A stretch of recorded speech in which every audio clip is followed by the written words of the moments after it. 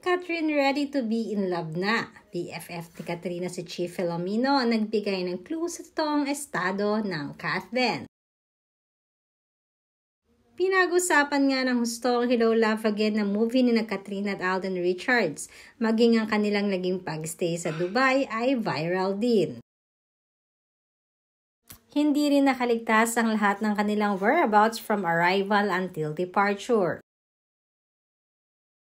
Kaya naman usap-usapan na naging skydiving ni Catherine at ayon nga sa aming source, ang skydiving ang isa sa nasa bucket list ni Catherine Bernardo bago daw ito mag-asawa.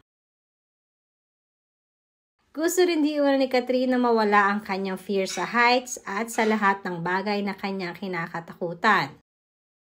Naniniwala din di umano si Kat na isang way ito para tuluyan ng makangkar niya ang kanyang fear sa buhay.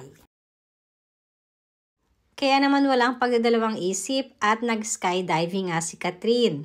Todo support naman si Alden Richards para dito. Samantalang usap-usapan din ang kaibigan ni Kat na si Chief Filomeno dahil nasa Dubai din ito at nagpang-abot pa nga silang dalawa. Katunayan ay kasama nga siya ni Kat at ni Alden sa nasabing pag-skydive. Hindi rin nakaligtas ang sinabi ni Chi sa kaibigan si Kat. Habang papalapit itong tumatakbo sa kanya, nabanggit kasi nito kay Catherine na yung boyfriend mo naiwan mo. Na malinaw na ang tinutukoy niya dito ay si Alden na nasa likod ni Catherine.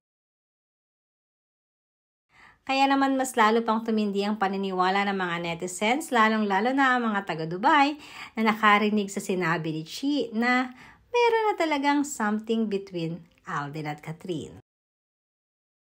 Matatandaan ng mga very vocal itong si Catherine ang sabihin na ready na siyang magmahal muli.